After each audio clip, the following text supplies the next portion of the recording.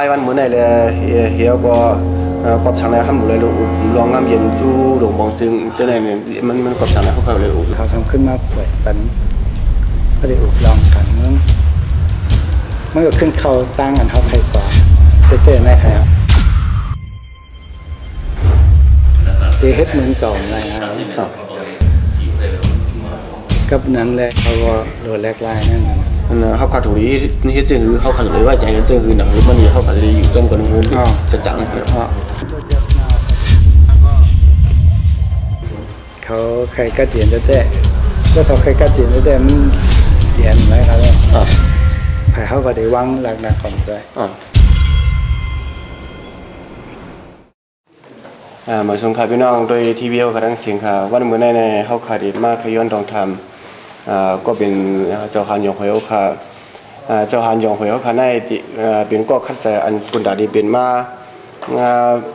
ลองโอลองงามเย็นวันปุ่นดาวันเมื่อในขณะก็ปุ่นนั้น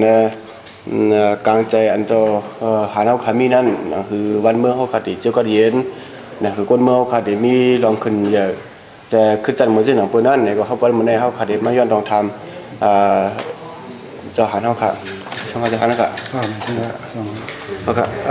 เจ้าหาเขาใครมาย้อนถามในเงาลายวันเมื่อในเลยเหี้ยก็ช่างเลยทำดูเลยอุบลองงามเย็นจูดงบองจึงเจ้าไหนเนี่ยมันก็ช่างเลยเขาเลยอุบด้วยครับมันแต่มีหลายลองอย่างคันเนาะคือการอันตั้งบนสุดแต่ขาอะไรอันเขาตึกมาหลายสิบปีนั่นมั่นใจว่าเขากระตึกเลยตึกขาแล้วเมื่อก่อสร้างมานั้นตั้งแต่ปอยปังหลงเมื่อเขามามากมายกันนั่นคนหลงเขาคามาป้องมาในก็เขาใครหาตั้งเอาตั้งการเมืองหาว่าเขาดีมาอยู่ซ่อมกันเถอะเขาดีมีขว้างเยอะก็คือเขาก็มาอุบกันซ่อมมาตั้งแต่ฝั่งลงมาครับที่ก็เมื่อว่าเขาเลยเมืองปีถังสู้เลยลดแล้วฟันขอมานั้นมันเด็ดมาซ่อมหนังเขาเลยตกลงกันเขาเลยพร้อมกันก็เปิดว่ามันเปลี่ยนมาซ่อมหนังนั้นแหละคนหลงเขาก็สืบให้แลหาการตั้งการเมืองแต่แกลิเจอร์ให้มันหลีมาอุบกันมาถึงเฉียง62เลยไผ่ซึกมาทำยึดหนาแวะคำปันอุบต่อแล้วก็บอกว่าช่างแรงไงเมื่อเต้มันได้อุบมารังโซยากมาเมื่อโซยาปีดังสู้ลงปองซึ่งปีดังสู้มาถึง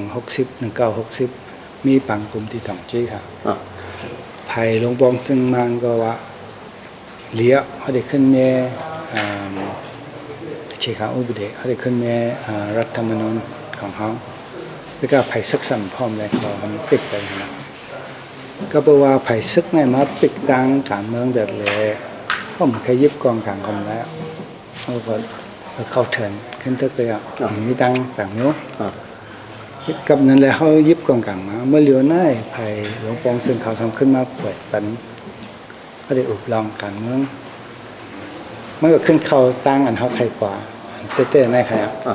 อันเขาตึกมากกว่าเขาตึกมากกับว่าเขาใครอุบการเมืองใครกับนั้นแล้วเมื่อเขาผูกตั้งแบบนั้นมันก็เท่ากับถูกลีครับว่าถูกลีเขามาอุบอันมาอุบนั่นมันก็สำคัญว่าคำพันเขาอีสังรู้เขาหันต่ออุบเพื่อสังเนาะมันก็ว่าเขามียุ่มเขาเหรียญเขาไว้เหรียญเขาแทงถ้าใครว่าได้อันว่าอุบกันนั่นอันว่าต่อร้องกันนั่นไผ่ก็มันใครเปี้ยเพื่อเป็นหมอหรือเขามันก็สั่งเปี้ยเนาะปล่อยตัวก็เหมือนกันนะเพราะเขาตึกซึกแม่สั่งเปี้ยสั่งซุ่มกันมั้งเพื่อการในห้องเอากองกลางตึกให้มาเขาตึกกันไทยกันเมืองสั่งซุ่มอยู่ในกองอยู่คู่ไว้กันนะคือการว่าเขาหมอเฮ็ดเขาก็อยู่จังไรอันเขาอะไรในกับไหนเลยครับข่าวว่าเขาลุกเข้าซ้ำด้วยนะครับก็อีกการอุปโภคงามเย็นเนี่ยเหี้ยก็ปุ่นดักคนเมืองไทยเขาในคันเนี่ยที่จังมี พรดีนั่นก็จะมีพรจัดจึงอยู่ดีที่เราค่ะถึงพรดีเลยพรจ่าเลยดีก็ว่าพรจ่าเลยมันขึ้นจากกันยังไงก็บอกว่าตึกกันเป็นจะคือเขาก็หูก็นะที่อันนี้ก็คนน้องไรทุกข้าเขาก็ไรคนหนึ่งก็ไรสอนปัญญากับฟังยี่ก็มีเกี่ยงกับเรื่องครับเข้าเถิดตึกเว้ยนั่นเป็นที่ทราบมันตอนดีนั่นแหละเขาเกิดสึกกันเหรอเลยฉะนั้นเขาขึ้นอุดกันเลยไปกลางเมืองอะไรขว้างยี่ของเมืองเขาคนเมืองเขาขึ้นไหลอันเขาขลายเมื่อนังว่าเมืองใต้เนี่ยก็ที่มีหลวงปองเซิงใต้อุปเมืองใต้คนเมืองใต้ขึ้นเดือกมาว่าใครจะเป็นหลวงปองเซิงแค่แล้วเขาเมื่อเขาก็เมืองต่างเมืองในเมืองพร้อมหงเนี่ยเขาเก่งเก่งกันแต่ว่ามันเดี๋ยวเอาอยู่เหนือเขามันก็เหมือนฮะเมื่อเหลือเนี่ยเขามีอยู่เซตเมืองหนึ่งเซตจังเมืองเดี๋ยวนั้นเขาจะมีไว้เซตดิวิชั่นเซตไฟอันนั้นมันก็กำจัดเพราะว่ามันมีเสียงเซตเสียงก็มาแช่แล้วเขาดิซึ่งเขาว่าอย่าไปด้วยเรื่องนั้นเฮ็ดสั่งเลยเขาอัพปันที่มาเซตดิวิชั่นกำเดียวขึ้นด้วยดีๆค่ะสกายนั่นใจมาเนาะใช่ครับไตก็มีช้างก็มีขังก็มีนี่ขึ้นเป็นเมืองเฮาเมืองหนึ่งเทรวดีก็ใจมาปะโกใจก็ใจมาใช่ครับว่ายังกงนั่นใจมาเราเลยนี่เขาก็ขึ้นเอาเป็นแผ่เขาไหลอันเดินมาตั้งแต่อยู่เดมีมาด้วยยังมาเลยว่าอย่าไปอักกว่าอัพเขาเสร็จเมืองเขาขึ้นเอามาเป็นของเขาไหล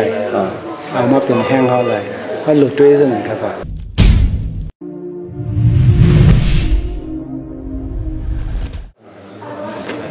เดี๋ยวก็ซ้ำแทงอันนึงได้การเมืองอันเขาอุบอยู่วันเหมือนในอยู่ที่ตั้งหันถึงเจ้าเองก็อยู่ยำว่ามันดีหลากหลายที่ห้าเดี๋ยวก็ชังซื้อว่ามันหลากหลายในย้อนสังแลมันดีใจหลากหลายเดี๋ยวก็ซ้ำแทงอันนึงในชังซื้อว่ามันหลากหลายเนี่ยมันเดือดตั้งมันเดือดก็ย้อนสังเลยมันอันจางหลายนึงใช่ไหมครับอันว่าแหลกลายนั่นได้ข้าหันถึงมันแหลกลายได้เฮ็ดสังเลยไหนเมื่อตั้งไหนมันเป็นซึกโซยาก็ซึกคุมโยเป็นซึกภายหัวหน้าเขาสั่งมาในเฮ็ดจองกูก็ฮัดเทงมาจังพี่ก็มาเหลือในไผ่ซึกในเขาถามว่าเขาอยู่ความไรนั่นกันกันไหนเขาก็มาเมแฮนว่าจะมีดิโมคราซีโยนึงเขาได้ทิ้งไว้เขาก็มาเฮ็ดเหเขาก็เอาไผ่ซึกมาอยู่25%เขาก็ถามว่าเขาได้ทิ้งกว่าไรก็เมื่อเขาเต้มันขนาดขาหันถึงได้เขาเอ็นอ่านว่าโซยานั่นก็ก้นเขาจับซึกนั่นก็ก้นเขาเพื่อโซยาเหตุการณ์ถูกง่ายไอ้ซึกนั่นได้ขึ้นสิมันง่ายครับเขาเอ็นอ่านไว้ที่ไหนก็เมื่อตั้งเฉยนี่มันเลือนี่มันสำโขกูว่าลูกน้องมันเด็กขึ้นเฮ็ดมันเพื่อว่าโซยาแห้งหนาในก็มันโกรธเฮ็ดมันเพื่อตับซึกแห้งหนาในก็มันโกรธเฮ็ดมันข้างในมันทำมาเอาเมียงอานาแบบอย่างเวทก็ไหลลาเนี่ยว่าอะไรว่ามันแม่งเป็นฮาตีธรรมดาเหรอมันตรงเสนจุดธรรมดาเหรอไผ่ลุดดอยไผ่ปาถีไผ่ซักมันแม่งเลยฮะแค่แหละไผ่ซักเนี่ยมันกระเบื้องมันกลัวว่าเพื่อซักวิอาณาเนี่ยมันดีเติร์เขิกมันถูกสับเอามันก็เอาบุโชคอันว่ามันใหญ่วามใหญ่กันไงบุโชคว่าเมื่ออันตั้งได้ตั้งเฉยนั้นว่ามันสูงหน่อยก็เลยทำมันเมื่อบุโชคนั้นว่ามันใหญ่ก็คือไงมันก็พอไม่อ่านนะ แ ไผโซยากอมนี่น่ะไผสักกอมนี่อันน่ะก็ได้เขาได้เฮ็ดสังแม่เขาลงมาเขิงปองมันมาอุบกันโอ้กันนั่นแหละครับมันเนี่ยอันนั้นนี่อ๋อมันก็ลงมาเข้าใจกันก็เฮ็ดก็ได้เบิ่เขาได้อะไรมาอุบกันได้ได้เฮ็ดเหมือนเก่าได้ครับกับนั้นแลเขาก็โดนแลกลายนั่นน่ะเมื่อเขาแลกลายนั่นเขาทำเพื่อเขาหันถึงว่าเขาอยากผิดแต่เขาสั่งให้เขาเรียกลายว่าในตั้งเขาอะไรนะค่าได้หันถึงเรื่องไหนครับเพราะว่าอันหนามันเป็นกันในก็มันก็จังเรียนได้ไหมอ๋อได้ครับเพราะว่ามีอันหนาก็เหลือไว้มีอันหนาได้ห้องจังกว่าเรียนมีสังเพราะว่าสังได้เมื่อเหลือในมีอยู่หาก้อนในเขาก็เข้าเป็นอะไรครับแล้วก็เมื่อเสนอว่าอินการเมืองยามเดียวแล้วก็ว่าตาปุ่นตาเมื่อนั้นเนี่ยเขาขาดถุยเฮ็ดจึงค่ะดีด้านก็เรียกว่าการถึงจะไหนอ่ะอันเจ้าคือเขากับน้ำลานในเขาคลายเมืองพอผมแต่มุมผมจะจังจะเปลี่ยนแปลงกันเขาคลายดิโมคราซี离开啊，上庙呢，这个好咯，很离开。อันเขาคลายดิโมคราซีแล้วเขาดีกว่ายาแบบเช็คครับอุปนิสัยแห่งแบบง่ายมันก็ใครใส่จังไหนครับแล้วเขาเลยตึกแบบเขาเลยยาแบบคำเดียวเขาว่าแน่มันใจการเขาแค่ฉังแลเนี่ยเช็คครับอุปนิสัยแห่งแบบง่ายมันใส่ดิโมคราซีเนี่ยก็มันปั่นพรหรือผลดักคนเจ้าเคยน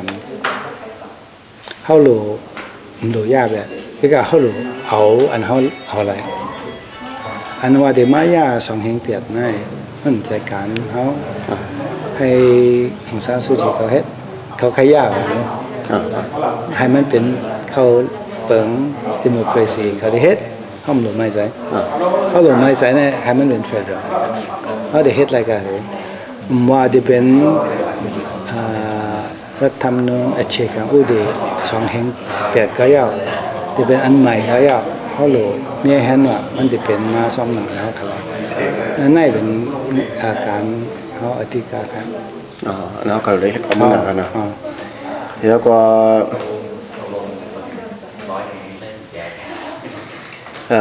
นั่นคือการเมืองมันเนี่ยที่มีรองการเย็นจะจังนั้นมันจะหนึ่งว่าผู้เกี่ยวข้องนะผู้เกี่ยวข้องนะว่าไผ่มันห้ามว่าไผ่เนี่ยได้ค่าเนี่ยเขาขาดถุยนี่จึงคือเขาขาดถุยว่าใจจึงคือหนังหรือมันนี่เขาขาดถุยอยู่จมกันหูจะจังนะครับอันว่าเพื่อเขาขลายมาผมถึงจะจังได้ขนาดเขาได้สร้างมาเขาได้สร้างขังสร้างย่างได้เหรอในเมืองไทยก็เขาได้สร้างโอวะพลองว่ามันได้เพื่อเขาใครอยู่ซ้ำชอบเขาได้ว่าใครอยู่ร่วมกันนะเพราะใครอยู่ร่วมกันนะเขาหลุดตั้งกันอยู่หาตั้งว่าเขาได้ที่สั่งได้เขาเข้ากันไหนมันนี่ลองไอ้สังเขาก็หลุดหาว่านี่ลองไอ้สังเขาหลุดมาสั่งความเข้าใจกันถูกคู่ลองกันไผ่ไหลพิษไผ่ไหลมามันบ่อยเย่เนี่ยว่าเขาได้เกลิดเสียหัวเขาได้อยู่ซ้ำกันเสียหัวเพื่อได้เฮ็ดจังนั้นในแต่มันก็หรือมีอันมันก็หรือมีลองว่าลองตราครับว่ามันใจว่าเป็นใต้เลยเขาได้ใหญ่แล้วสมในก้นโยนมันเป็นอะไรแล้วมาฉีดนะเขาก็เจ็บเขาได้กว่าฉีดในเป็นก่อนเจ็บมันหรือมันตรามันหลวยมีส่วนอะไรผิดไม่ได้ผิดเป็นการเห็นเลยมันเด็ดไรเป็นคลายสังฮักคลายสังเป็นกับคลายเรื่องเขาก็หลงพูดเฮแค่เหมือนกันมันจะว่าเอาฝาตัวเอาไว้ก่อนเดียวแล้วก็ซ้ำทางอันนึงในวันเหมือนในอะไรกันนะจะรุ่งกันนะเกี่ยวกับเราลองแทง3 ปีตั้งนานในเปิดเนี่ยประชาคมฝ่ายเสียนี่กันนะก็เป็นนั่นแหละเพราะว่าเปิดประชาคมฝ่ายเสียในเฮียก็หนึ่งภายในด้านในการนกพื้นเขาก็ถึงมีอยู่พอเปิดมาเนี่ยมันเนี่ยจังมาตุ้มเตยสังขารยังก็มันเนี่ยยังมันปั่นพ่นอยู่บนตาการนกพื้นจริงๆครับข้าได้หันถึงว่ามันเป็นพ่นหลีกับบัวเพื่อเขาใครเปลี่ยนอาเซียนไหมครับ ก็มีบอยตะกี้ในหอมใจเฮ็ดเป็นกระเด็มเป็นเขาเฮ็ด อ๋อ กับนั้นแหละนั่นก็เป็นแห้งคนแต่เขามีว่าหนอง อ๋อ เพราะว่าเขาโลแห่เปิ้นว่า